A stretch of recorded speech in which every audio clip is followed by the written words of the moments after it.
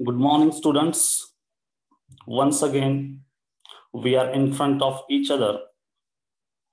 Myself, Vijay sir. I'm from Goregaon Municipal Secondary School. In last lecture, we studied about the last lesson. In that lesson, we learned how the German government had decided to not teach French language in Alsace and Lorraine district. So, Mr. Hamel, who was a French teacher, was decided to leave the Alsace and Lorraine. Means that story was the effect of France and German war, which was fought in 1870 and 71. But today, we are going to study about the English grammar. And our today's topic is clause. So here is the screen in front of you. Please focus on the screen and try to understand what is clause, what are the types of clause, and how to identify the clause. So let's start, my students. Today's our topic is English grammar and subtopic is clause. So what is clause? Please focus on the screen. Here is the screen in front of you. What is clause? Clause क्या है या clause क्या होता है? Clause को हम उपवाक्य इस नाम से भी जानते हैं। और clause किसे कहा जाएगा, कौन सी आइडेंटिटी होती है, यहाँ पर मैंने कुछ सेंटेंस लिखे हैं, इस पे से आपको पता चल जाएगा। देखिए, फर्स्ट सेंटेंस है, it is a group of related words. The clause is a group of related words, मतलब एक ग्रुप शब्दों का समूह होता है, रिलेटेड वर्ड्स का। दूसरा ऑप्शन है, it is a combination of subject and verb. It is a combination, clause is a combination of subject and verb. मतलब क्लॉज में क्या होता है, सब्जेक्ट और वर्ब का कॉम्बिनेशन होता है। वहां पे सब्जेक्ट भी प्रेजेंट रहेगा और वर्ब भी रहेगा। Without subject and verb that is not a clause, मतलब वो क्लॉज नहीं हो सकता है जिस सेंटेंस में सब्जेक्ट या वर्ब नहीं आता है। Third point is, it has a complete meaning by itself. देखिए, थर्ड पॉइंट क्या बताया है, व्हाट इज क्लॉज? तो clause has a complete meaning by itself, मतलब वह अपने आप में ही एक परिपूर्ण, ऐसा मतलब जिसे अर्थपूर्ण वाक्य कहते हैं, ऐसा एक वाक्य होता है। It has a complete meaning by itself, उसे खुद को ही मतलब पूरा अर्थ होता है, और ऐसे ही सेंटेंस को हम क्लॉज कहते हैं। Means we can consider a simple sentence as a clause, मतलब कि हर कोई सिंपल सेंटेंस उसे हम क्लॉज कह सकते हैं। फॉर द एग्जांपल, यहाँ पर आपके सामने एग्जांपल दिया है। एग्जांपल है, they play cricket daily. They play cricket daily, वे प्रतिदिन या हर दिन क्रिकेट खेलते हैं। यहाँ पर सब्जेक्ट है, यहाँ पर वर्ब है। Means it is a combination of subject and verb. It has a complete meaning by itself, मतलब इस वाक्य को अर्थ प्राप्त है, ये पूरा अर्थ परिपूर्ण है। और it is a group of related words. दूसरा वाक्य देखिए, वहां पर दिया है, the policeman caught the thief. यहाँ पे the policeman is a subject, caught ये वर्ब है, रिमेनिंग जो वर्ड है वो ऑब्जेक्ट है। मतलब यहाँ पे भी सब्जेक्ट और वर्ब का कॉम्बिनेशन है, और इस सेंटेंस को भी पूरी तरीके से अर्थ प्राप्त हुआ है। Means this sentence are clause. ये क्या है, ये जो सेंटेंस आपके सामने रखे हैं, इन्हें हम क्लॉज कहते हैं। अभी आप बोलोगे सर क्लॉज मतलब सेंटेंस ही लग रहा है, तो क्लॉज मतलब सेंटेंस ही होता है। लेकिन उसमें कुछ ऐसी चीजें होती है जो आपको जब हम आगे पढ़ते जाएंगे तब समझ में आएगा कि सेंटेंस और क्लॉज में रियल में डिफरेंस क्या है। Okay, so type of clause, अभी हमने देखा कि क्लॉज क्या है. Now we are going to learn type of clauses. तो क्लॉज के कितने प्रकार होते हैं? Clause are divided mainly into two parts. Clause जो है दो भागों में डिवाइड किए गए हैं, मतलब इनके दो प्रकार है. First is a independent clause and second is a dependent clause. देखिए, independent clause and dependent clause. अभी इंडिपेंडेंट क्लॉज क्या होता है, डिपेंडेंट क्लॉज क्या होता है, ये भी हम लोग जानेंगे. तो सबसे पहले हम लोग आज पढ़ रहे हैं what is clause, and the clause is divided into two part. First is independent clause. अभी इंडिपेंडेंट क्लॉज को ही बहुत सारे किताबों में प्रिंसिपल क्लॉज इस नाम से भी लिखा जाता है. तो प्रिंसिपल क्लॉज मतलब ही इंडिपेंडेंट क्लॉज है. इसे मेन क्लॉज इस नाम से भी जानते हैं. देखिए, इंडिपेंडेंट क्लॉज ही प्रिंसिपल क्लॉज है और प्रिंसिपल क्लॉज ही क्या है, मेन क्लॉज है. मतलब independent clause, principal clause and main clause, this is the first type of clause. और दूसरा है डिपेंडेंट क्लॉज. अभी डिपेंडेंट क्लॉज को ही सब ऑर्डिनेट क्लॉज इस नाम से भी जानते हैं, मतलब उसे सब ऑर्डिनेट क्लॉज भी कहते हैं.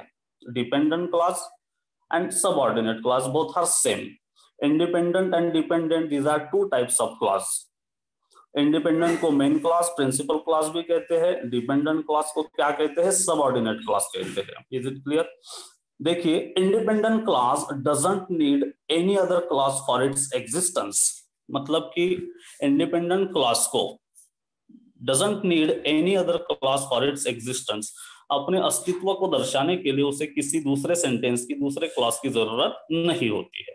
मतलब वह अपने आप में ही एक अर्थपूर्ण सेंटेंस होता है. So it is not depend on others. Okay, for the example, you can play on the ground. You can play on the ground, ये जो सेंटेंस है यहाँ पर सब्जेक्ट है, वर्ब है और यह अर्थपूर्ण सेंटेंस है. So it is a independent clause. It is an example of independent clause. She danced on the stage. She danced on the stage. यहाँ पे भी डांस जो है वर्ब है, she subject है, remaining is object, and this is a completely meaningful sentence. So it is also an independent clause. We saw a thief. अभी we subject है, saw जो है वर्ब है एंड ऑब्जेक्ट है और इस सेंटेंस को अर्थ प्राप्त हुआ है. So it is also an example of independent clause. All this sentence are giving complete thoughts, so they are independent clause. अभी ऊपर जो तीन सेंटेंस आपको बताए गए, you can play on the ground, she dance on the stage, we saw a thief, ये जो sentence है, these are an examples of independent clause. Okay,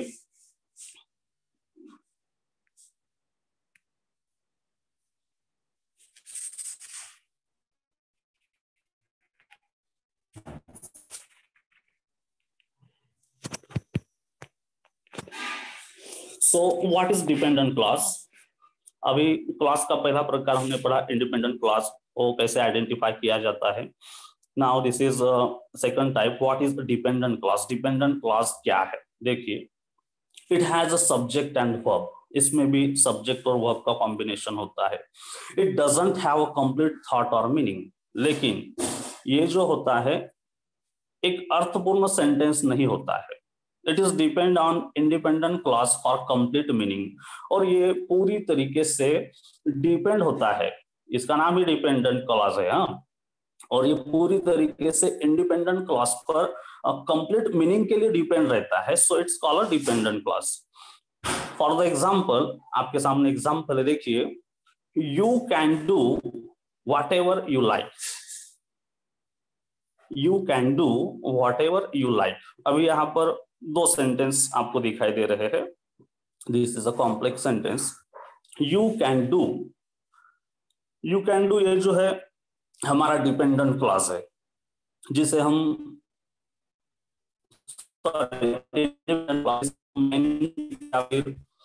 principal clause इस नाम से भी जानते हैं. और अंडरलाइन किया हुआ जो सेंटेंस आपके सामने है, व्हाट एवर यू लाइक. अभी व्हाट एवर यू लाइक में भी आपको सब्जेक्ट और वर्ब दिख रहा है, लेकिन ये जो व्हाट एवर यू लाइक है, इस सेंटेंस को यू कैन डू के सिवा उसे कुछ भी अर्थ प्राप्त नहीं होता है.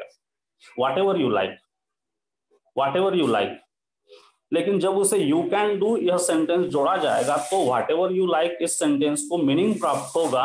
So what ever you like this sentence is depend on you can do, means dependent clause is totally depend on independent clause for meaning.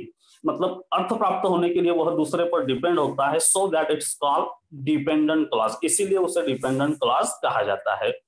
दूसरा सेंटेंस देखिए, I don't know whether it will rain or be sunny. I don't know, मुझे पता नहीं है। Whether it will rain or be sunny, आज बारिश होगी या सूरज होगा, मतलब कि सनी डे होगा, ये मुझे पता नहीं, I don't know। तो I don't know ये जो है हमारा मेन क्लॉज है, मीन्स प्रिंसिपल क्लॉज है और इंडिपेंडेंट क्लॉज है। Whether it will rain or be sunny, तो वेदर से जो जोड़ा गया है आगे का जो सेंटेंस है, ये अर्थ प्राप्त करने के लिए इंडिपेंडेंट क्लॉज पर डिपेंड है, इसीलिए उसे डिपेंडेंट क्लॉज या फिर सबऑर्डिनेट क्लॉज इस नाम से भी जाना जाता है। अभी हमने देखे क्लॉज के दो प्रकार देखे। क्लॉज का पहला प्रकार हमने देखा इंडिपेंडेंट क्लॉज और दूसरा प्रकार देखा हमने डिपेंडेंट क्लॉज। अभी ये जो डिपेंडेंट क्लॉज है इसके भी सब प्रकार है, सब टाइप्स है। तो dependent clause is divided into 3 parts. अभी हम लोग उसके बारे में जानते हैं। देखिए types of dependent clause. Dependent clause is totally depend on independent clause for complete meaning and it is divided into 3 types. देखिए क्लॉज देखा हमने, क्लॉज के कितने प्रकार देखे?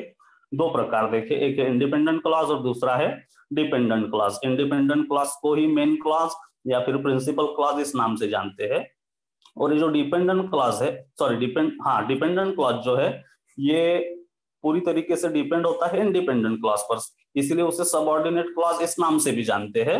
और इस सबऑर्डिनेट क्लॉज और डिपेंडेंट क्लॉज जो है यह 3 टाइप्स में बटा हुआ है। और कौन से प्रकार है 3? देखिए, एक है noun clause, another is adjective clause and third one is adverb clause. देखिए noun clause, adjective clause and adverb clause, these are the 3 types of dependent clause or subordinate clause।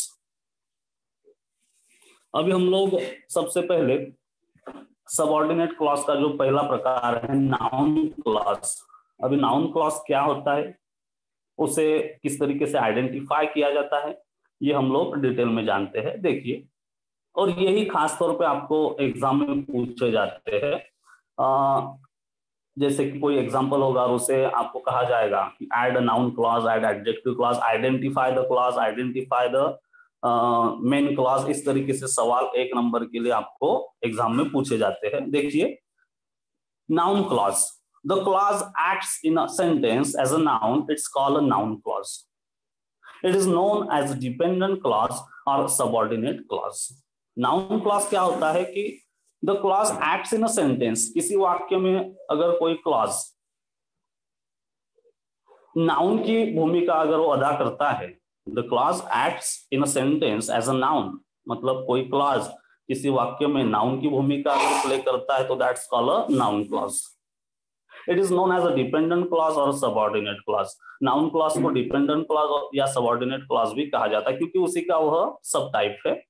देखिए आगे दिया है, we can identify the noun clause in the sentence by the following words। नीचे कुछ word दिए हैं और इस वर्ड से हमें पता चलता है कि यह कौन सा क्लॉज है। तो नाउन क्लॉज में कौन कौन से रिलेटिव प्रोनाउन यूज किए जाते हैं इसके बारे में, या इंट्रोगेटिव प्रोनाउन यूज किए जाते हैं उसके बारे में देखते हैं। जिसमें दैट है, हु है, हुम है, हुज है, विच है, what, why, if, whether, where, how and when। These all are relative pronoun and interrogative pronoun are used in noun clause। तो नाउन क्लॉज में इन्हीं सब प्रोनाउन का जो रिलेटिव प्रोनाउन है और इंट्रोगेटिव प्रोनाउन है इनका यूज किया जाता है। मतलब यहां से हमें पता चलता है कि these are an examples of noun clause। अभी देखिए यहाँ पर कुछ एग्जाम्पल दिए हैं। Example of noun clause, first, I hope that it was true। I hope that it was true। अभी आप बोलोगे कि सर सेंटेंस तो ऐसे बहुत सारे होते हैं, लेकिन हमें पता कैसे चलेगा कि यही एग्जाम्पल नाउन क्लॉज का है या वो एडजेक्टिव क्लास का है। तो देखिए यहाँ पर एक मैं हिंट आपको देता हूं कि जैसे I hope that it was true. अभी ये जो दैट है, जो रिलेटिव प्रोनाउन यहाँ पे यूज हुआ है, उसके पहले यहाँ पर नाउन क्लॉज में कभी भी नाउन का इस्तेमाल नहीं होता है। एक क्लू है आपको, नाउन क्लॉज को आइडेंटिफाई आप लोग यहाँ से कर सकते हो कि नाउन क्लॉज में जहां से सबऑर्डिनेट क्लॉज होती है या जहां से नाउन क्लॉज होती है, नाउन क्लॉज के पहले कभी भी नाउन का इस्तेमाल नहीं होता है। तो ये एक क्लू है।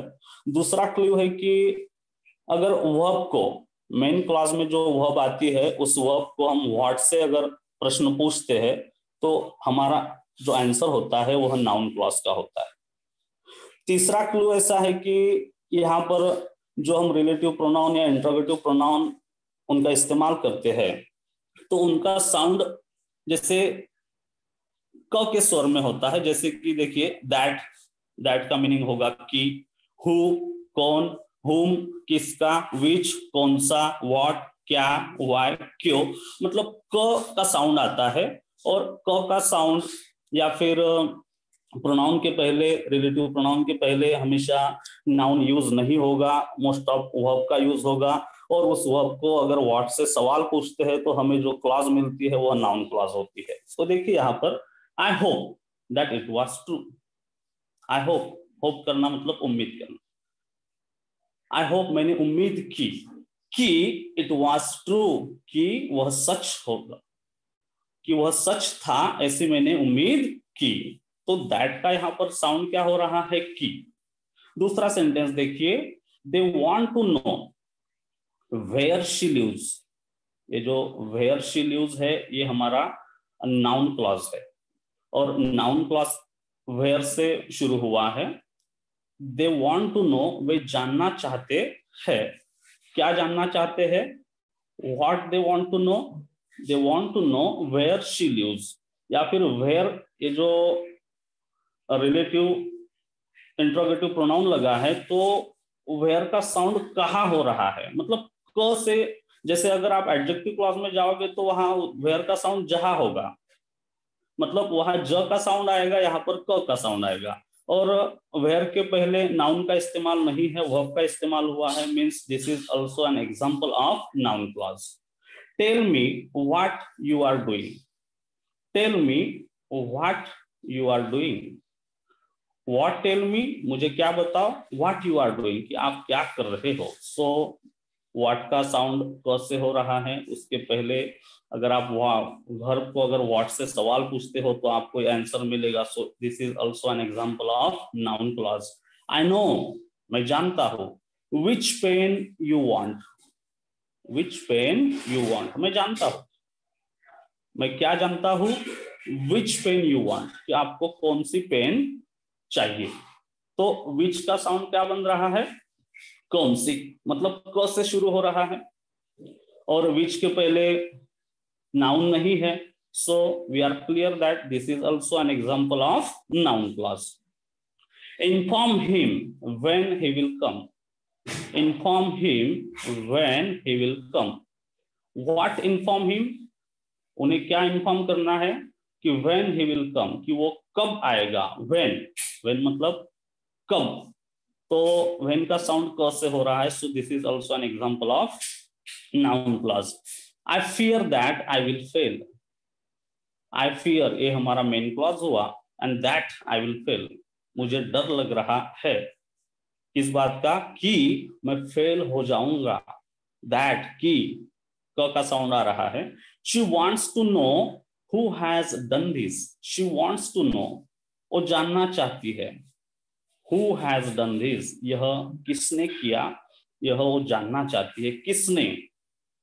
नो को अगर आप what she want to know इस तरह का जब सवाल पूछोगे तो आपको आंसर मिलेगा she wants to know who has done this. तो देखिए व्हाट से आपको वर्ब से सवाल पूछना है तो आपको नाउन क्लॉज मिलेगा। आप क के साउंड में अगर आप जाते हो तो आपको पता चलेगा कि हाँ ये क से साउंड बन रहा है, मतलब ये मेन नाउन क्लॉज का एग्जांपल है। और नाउन क्लॉज के पहले कभी भी किसका इस्तेमाल नहीं होता है, तो नाउन का इस्तेमाल नहीं होता है। तो यहां से आप आइडेंटिफाई कर सकते हो कि यह क्लॉज कौन सी है। Okay,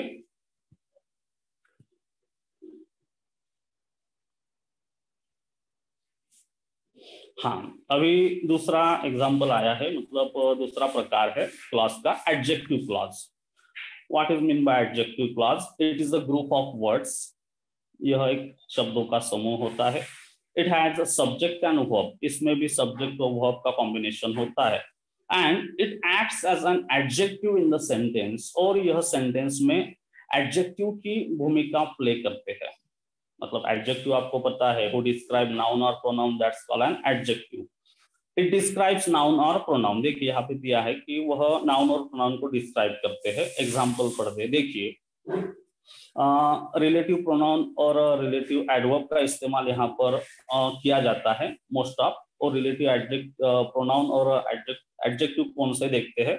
that, which, who, whose, whom, where, why, when and how. इन रिलेटिव प्रोनाउन और रिलेटिव एडवर्ब का इस्तेमाल इस एडजेक्टिव क्लॉज में मोस्ट ऑफ किया जाता है। और जैसे हमने नाउन क्लॉज में पढ़ा कि इनका साउंड क्या होता है, क से होता है, तो यहाँ पर इनका साउंड ज से होता है। ज मतलब दैट, मतलब जो, दैट मतलब जो, हु जो, जिसे, जिसको, हुज जिसका, वेयर जहां, व्हाई जब, व्हेन व्हाई मतलब जो, व्हेन मतलब जब। और इस तरीके से नाउन क्लॉज में क से साउंड बनता है, और एडजेक्टिव क्लॉज में ज से साउंड बनता है। अभी सेंटेंस देखेंगे, आपको बहुत सारी चीजें क्लियर हो जाएंगी। देखिए, पहला एग्जांपल है, this is the girl who stole my grammar book. This is the girl who stole my grammar book. तो who stole my grammar book, यहां पर देखिए, जहां से सबऑर्डिनेट क्लॉज लगी है, मतलब जहां से एडजेक्टिव क्लॉज लगी है, उसके पहले एडजेक्टिव क्लॉज में किसका इस्तेमाल हुआ है? नाउन का इस्तेमाल हुआ है। मतलब यह नाउन की क्या विशेषता बता रही है? किसकी विशेषता बता रहा है? नाउन की विशेषता बताता है, उसे एडजेक्टिव क्लॉज कहते हैं। दिस इज द गर्ल, ये वही गर्ल है। Who stole my grammar book, जिसने मेरी ग्रामर की बुक चुराई है। तो हु का साउंड क से नहीं बन रहा है, ज से बन रहा है। So this is an example of an adjective clause. I have read the book which you gave me. देखिए, I have read the book which you gave me, मैंने किताब पढ़ी। I have read the book, मैं वो किताब पढ़ चुका हूं। कौन सी? विच यू गेव मी, जो किताब, जो, यू गेव मी जो आपने मुझे दी। जो, विच का साउंड क्या बन रहा है? जो बन रहा है, और विच के पहले क्या आया है? The book. ये जो वर्ड है ये नाउन है, मतलब यह नाउन की विशेषता बता रहा है। So it is an example of adjective clause.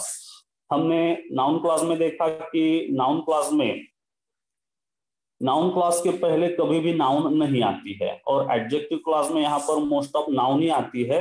और रिलेटिव प्रोनाउन, रिलेटिव एडवर्ब का जो मीनिंग होता है वह जस्ट से होता है। These are clue to identify noun clause and adjective clause. देखिए, कुछ एग्जांपल और दिए हैं। She give me pen which I wanted. She give me pen, उसने मुझे, शी गिव मी पेन, उसने मुझे पेन दिया। विच आई वांटेड, कि जो मुझे, sorry, she give me pen which I wanted. तो विच आई वांटेड जो है, जो मुझे चाहिए था, वो पेन उसने मुझे दिया। तो विच मतलब जो से साउंड बन रहा है, और उसके पहले नाउन आया है, मतलब ये एडजेक्टिव क्लॉज है। This is the house that Rajesh built. This is the house that Rajesh built, ये वही घर है जो राजेश ने बांधा है। दैट के पहले क्या आया है? नाउन आया है। He is the man whom I admire most. He is the man, ये वही इंसान है, whom जिसको, I admire most, जिसे मैं बहुत एडमायर करता हूँ, जिसकी मैं बहुत प्रशंसा करता हूँ। I met a girl whose eyes were blue. I met a girl, मैं एक लड़की को मिला। Whose eyes were blue, जिसकी आंखें कैसी थी? नीली थी। Whose eyes were blue, whose का साउंड ज से बन रहा है और उसके पहले नाउन का इस्तेमाल हुआ है, इसीलिए this is also an example of adjective clause. This is the house where I was born. This is the house, ये वही घर है जहां पर, वेयर जहां पर, यहाँ वेयर का मीनिंग जहां होता है, नाउन क्लॉज में वेयर का मीनिंग कहाँ होता है, तो और उसके पहले नाउन का इस्तेमाल होता है, यहाँ से हम आइडेंटिफाई कर सकते हैं कि यह एडजेक्टिव क्लॉज है। This is the park where we played, ये वही पार्क है जहां हम खेलते हैं, वेयर जहां। ही arrived on the day when the bank was close, when the bank was close, ये हमने पहचान लिया सबऑर्डिनेट क्लॉज है, लेकिन कौन सी सबऑर्डिनेट क्लॉज है? He arrived on the day, ओ ऐसे दिन आया, he arrived on the day when, जब बैंक वाज क्लोज, मतलब जब बैंक जो थी क्लोज थी, जिस दिन बैंक बंद थी उसी दिन वह आया। तो व्हेन का साउंड ज से बन रहा है, उसके पहले नाउन का इस्तेमाल हुआ है, so we can identify this is also an example of adjective clause. I talk with a boy who speak English fluently. I talk with boy who speak English fluently, तो हु मतलब जो English fluently बोलता है, ऐसे लड़के से मैंने बात की। आई टॉक विथ अ बॉय, ये हुआ हमारा main clause. Who speak English fluently, ये हुआ हमारा adjective clause. He had a dog which was very faithful, तो ही हैड अ डॉग, उनके पास एक कुत्ता था, विच जो था, ऐसा था बहुत ही ईमानदार था, तो विच का साउंड ज से बन रहा है। आई लिव इन मुंबई, मैं मुंबई में रहता था। व्हेन आई वाज चाइल्ड, जब मैं छोटा बच्चा था। व्हेन जब, तो इस तरीके से आप आइडेंटिफाई कर सकते हो। देयर इज नो मैन, वहां पर कोई ऐसा इंसान नहीं, who does not believe in this reality, जो इस रियलिटी पर यकीन नहीं करता हो, ऐसा कोई मैन नहीं है। हु से स्टार्ट हुआ है, हु का साउंड ज से बन रहा है, उसके पहले नाउन आया है, so this is also N example of adjective clause. This is my sister's bag, यह मेरे बहन की बैग है। विच कलर इन रेड, जिसका कलर कौन सा है?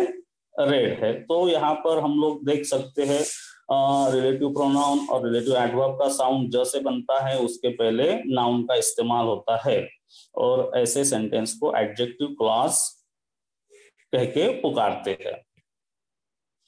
Now this is a last type of subordinate clause, adverb clause. हमने क्लॉज में क्या क्या पढ़ा? क्लॉज में इंडिपेंडेंट क्लॉज, डिपेंडेंट क्लॉज पढ़े। डिपेंडेंट क्लॉज के तीन प्रकार है, नाउन क्लॉज, एडजेक्टिव क्लॉज और एडवर्ब क्लॉज। नाउन क्लॉज कैसे आइडेंटिफाई होता है ये हमने देखा, एडजेक्टिव क्लॉज को आइडेंटिफाई किया, और ये लास्ट वाला प्रकार है एडवर्ब क्लॉज। तो एडवर्ब क्लॉज क्या होता है? एडवर्ब हम सभी को पता है, देखिए, it is a group of words, ये भी शब्दों का समूह होता है। It has subject and verb, इसमें भी सब्जेक्ट और वर्ब का कॉम्बिनेशन होता है, मतलब ग्रुप ऑफ वर्ड रहेगा, वर्ब और सब्जेक्ट का कॉम्बिनेशन रहेगा। It acts as an adverb in the sentence, यह सेंटेंस में एडवर्ब की भूमिका प्ले करते हैं।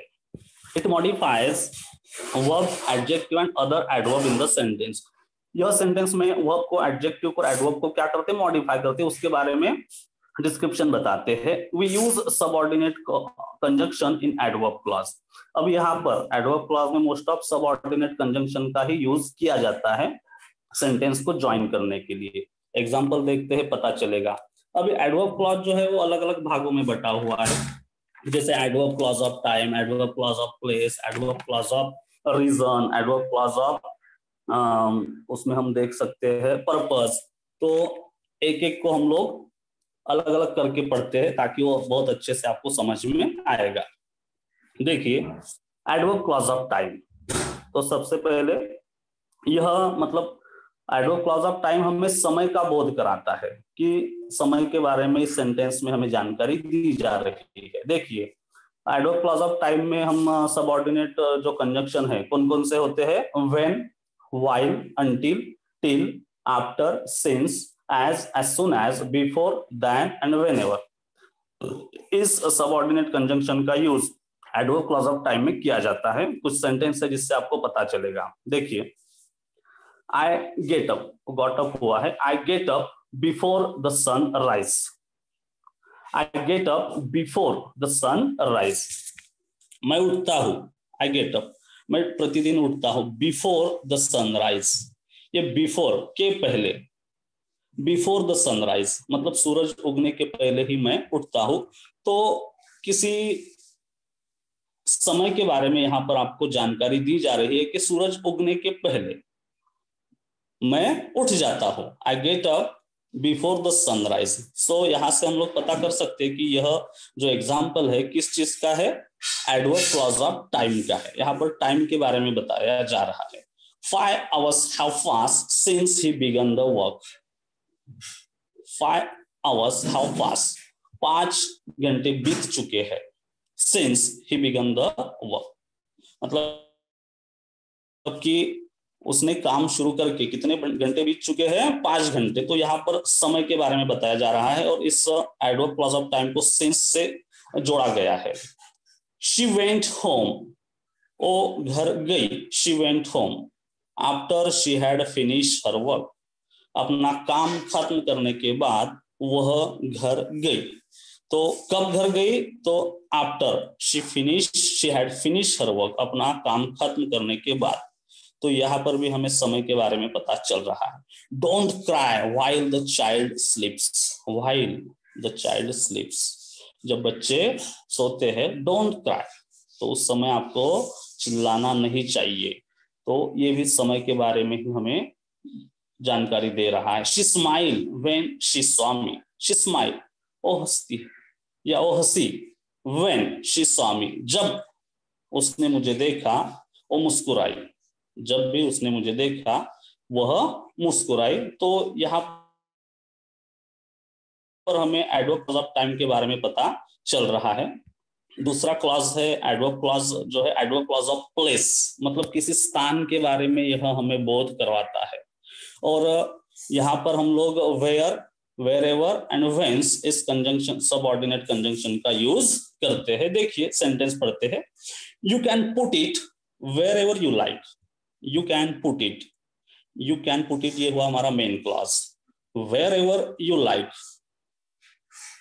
आप उसे रख सकते हो, वेर एवर जहां भी आपको पसंद आए, वेर एवर जहां भी, तो कहां भी जहां भी आप रख सकते हो। तो यह हमें स्थान के बारे में दर्शा रहा है। So it is an example of adverb clause of place. You should stay where he is, you should stay आपको वहां रहना चाहिए, यू शुड स्टे आपको रहना चाहिए, वेयर ही इज जहां पे, जहां वो है, जहां वह है वहीं पे आपको रहना चाहिए। तो ये भी हमें प्लेस के बारे में जानकारी दे रहा है। Go quickly whence you came, go quickly जल्दी जाओ, गो क्विकली व्हेंस यू केम जहां से आप आए हो, गो क्विकली जल्दी जाओ, गो क्विकली व्हेंस यू केम आप जहां से मतलब किसी जगह से, तो प्लेस के बारे में हमें जानकारी मिल रही है। You can go wherever you want, you can go आप जा सकते हो, वेर एवर जहां भी, वेर एवर यू वॉन्ट आप जहां जाना चाहते हो आप वहां जा सकते हो। तो यहाँ पर हमें एडवर्ब क्लॉज जो है ये अब प्लेस के बारे में जानकारी बता रहा है। So these are the examples of adverb clause of place. Adverb clause of purpose, अभी पर्पस मतलब उद्देश्य, जो हमारा हेतु होता है, वो दैट, सो दैट और लीस्ट। देखिए कौन कौन से कंजंक्शन का यहाँ पे यूज हो रहा है। एक है दैट है, सो दैट है और लीस्ट है। देखते हैं सेंटेंस, हम सेंटेंस से हमें क्लियर हो जाएगा। Ramesh works hard that he may pass, Ramesh works hard ये है हमारा मेन क्लॉज, क्योंकि यहाँ पर subject, sorry, Ramesh works hard ये क्या है हमारा मेन क्लॉज है, या फिर इसे हम इंडिपेंडेंट क्लॉज या फिर प्रिंसिपल क्लॉज भी कहते हैं। Ramesh works hard that he may pass, वो किस लिए करता है। अभी देखिए यहाँ पर हम किसके बारे में पढ़ रहे हैं, पर्पस है, उसका कुछ तो उद्देश्य है उस चीज के पीछे।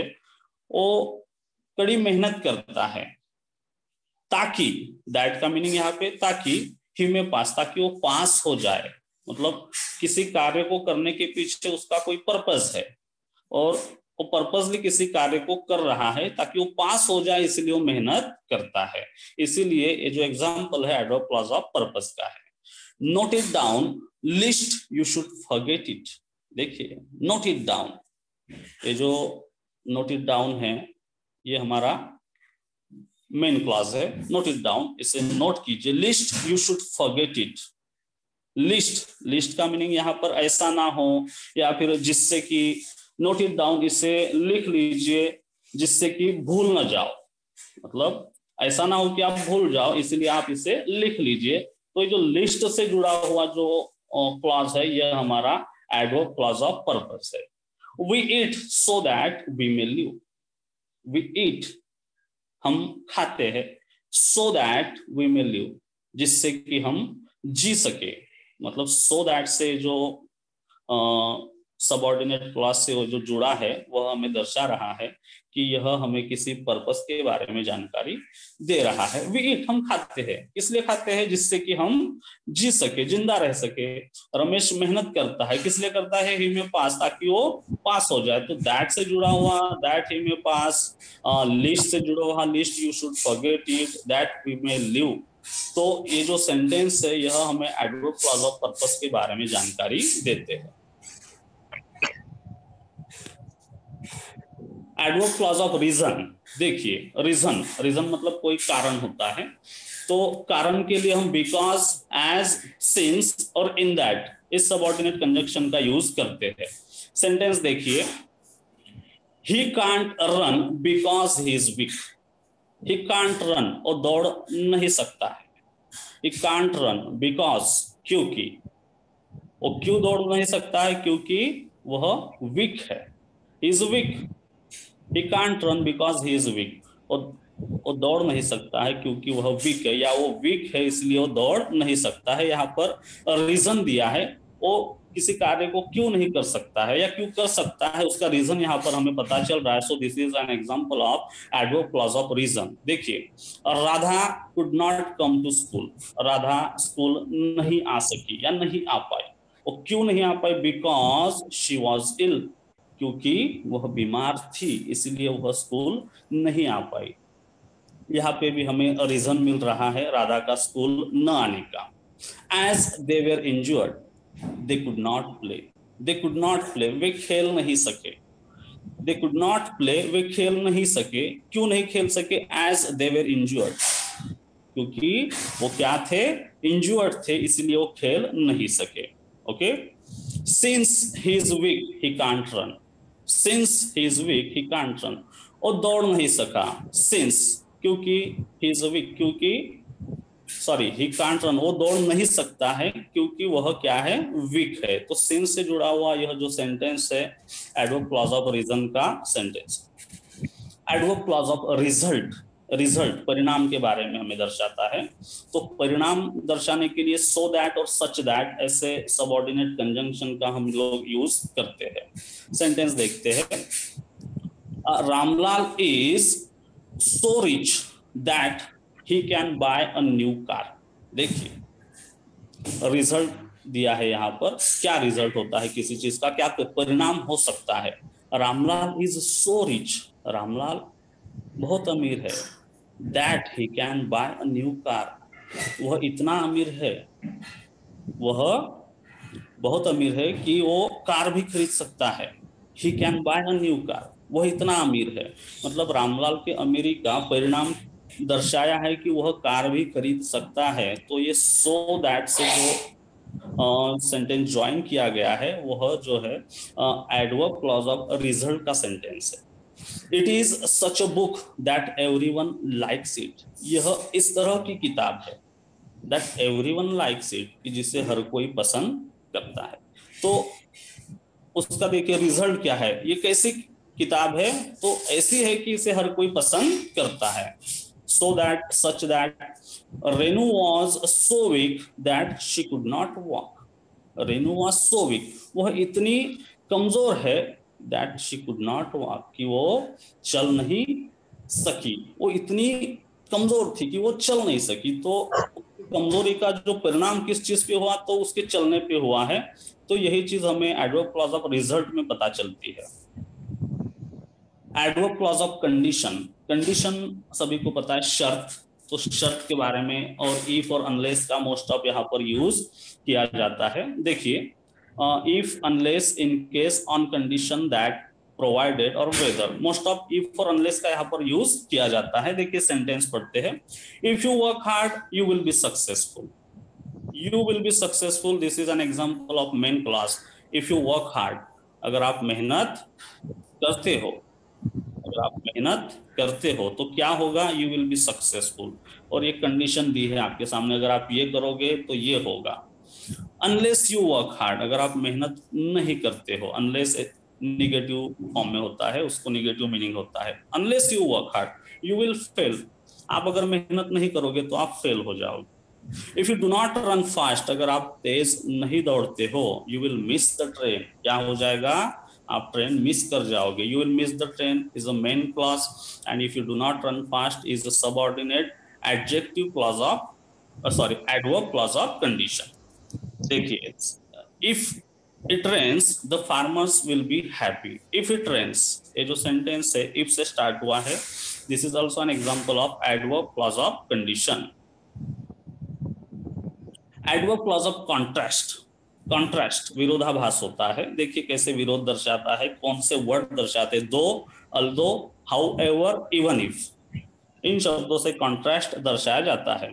सेंटेंस से पहला अल्दो या दो, दोनों में से कोई भी इस्तेमाल कर सकते। Although he is rich he is a miser, या though he is rich he is a miser, कि वो भले ही वह अमीर है बट कैसा है वो, ही इज अ माइस, लेकिन वह कंजूस भी है।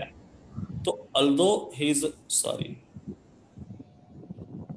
ये जो अल्दो से जुड़ा हुआ सेंटेंस है हमारा, एडवर्ब क्लॉज ऑफ कॉन्ट्रास्ट हमें दर्शा रहा है। Even if you abuse me I will continue to love you, आप भले ही मुझे गाली दो, बुरा भला कहो, जो कुछ कहना, लेकिन फिर भी मैं आपसे प्यार करता रहूंगा।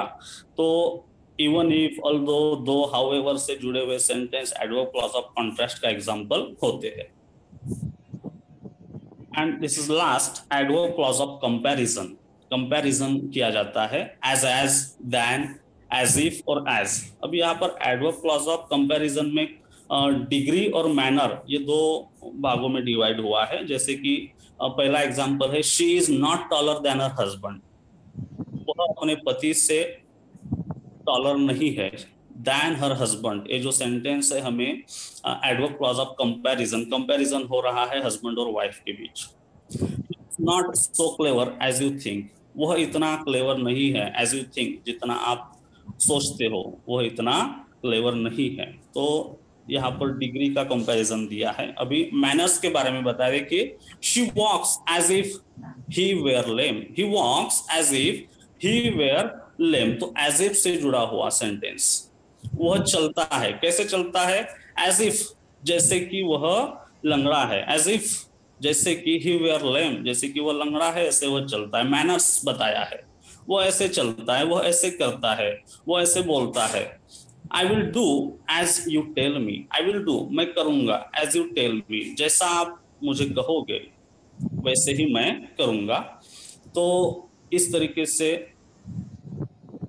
नाउन क्लॉज, एडजेक्टिव क्लॉज और एडवर्ब क्लॉज, इसके बारे में हमने इस लेक्चर में जानकारी पाई। Adverb clause, noun clause or adjective clause, these are the sub types of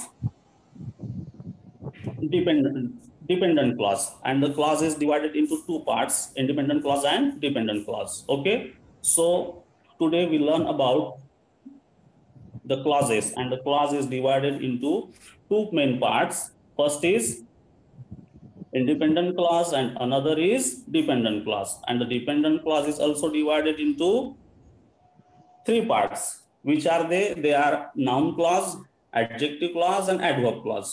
So I hope you understood all the information about clause very clearly. If you have any doubt, you can ask me.